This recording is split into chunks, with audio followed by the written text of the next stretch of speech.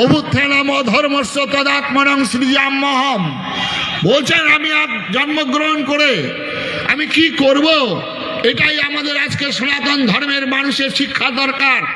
তিনি বলেছিলেন পরিত্রাণায় সাধুনাং, সাধুদেরকে পরিত্রাণ করা। সাধু মানে খালি গৈরিক বস্ত্র তিলকধারী নয়। আপনাদের মধ্যে অজস্র সৎ ব্যক্তি আছেন যারা সৎভাবে জীবনযাপন করেন, তাদেরকে পরিত্রাণ করা।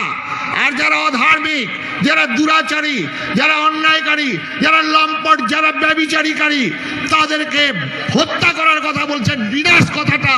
আর আমাদের এই সনাতন ধর্মের মানুষ বিনাশ সম্পর্কে ধারণা নেই।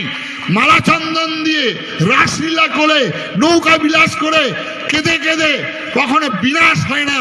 বিনাশ কথাটা ব্যবহার করতে গেলে শক্তি চাই। ইজ হোয়াট বিবেকানন্দ বলেছেন, is want strength, strength, strength.